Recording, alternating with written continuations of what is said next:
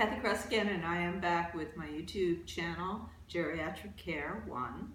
And we are doing the 28th playlist, which has to do with what stops you from billing and basically how can you make a profit. And we were talking about cash flow.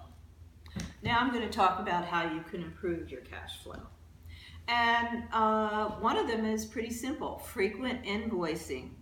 You have to keep on invoicing people on a frequent basis to get, remember the tank? Go back and look at it. You have this tank, and the client revenue is what's coming in the top. So you need to, just keep that gushing, which means you invoice, you send bills, at least I would say once a week, maybe twice a week, twice a month, but don't go beyond that. And you send invoices of 2 or 3 days within the period that your billing ends. So you always have a billing period, and you need to get that out right away. Don't put off billing because you don't like it. Get somebody else to do the billing. And most care managers don't like to do it. And what you want to do is keep on reminding the clients, again, nag them. Most care managers don't like doing that. We're here to give people things, not necessarily to go, why didn't you pay your bill? So, but invoicing is really important to keep that cash flow and keep you profitable. So you want to do that. And a nice thing and a good thing is to send thank you notes after people pay their bills on a regular basis. So those 3 things will help negative cash flow. Collect 100% of the charges invoiced. And you've got to be polite and persistent. People want to pay slowly or pay half of it. You can't afford it. I just explained that. You'll go out of business because you've got to make payroll, pay yourself, pay your bills. So you really need to encourage people by being persistent and calling them. And with your expenses, all the bills that you have to pay, really only pay them when they're due. Don't pay them ahead of time.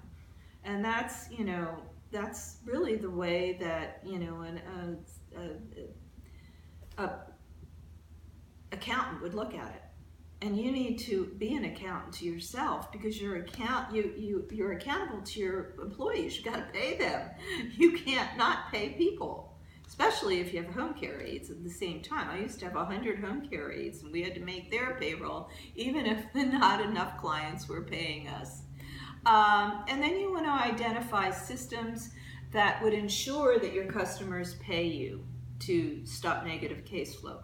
That might be clients deposit. In fact, do take deposits in the very beginning before you start services, because then when people don't pay you, you can debit out of that. Use it to have a credit card on file. Look into it. It's absolutely worth it, because then instead of just begging, you can just debit the credit card and debit the credit card again. That's really important.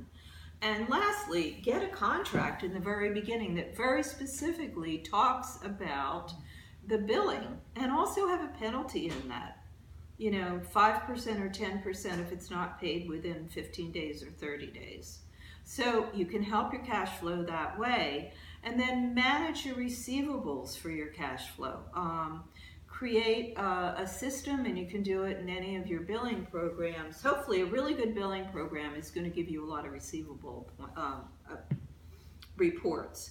And so find out, through the reporting of your billing program, who owes what, and really keep track of it. And if you can't do it and do all the other stuff you're going to do, get someone else to do it. Hire them. It's worth it.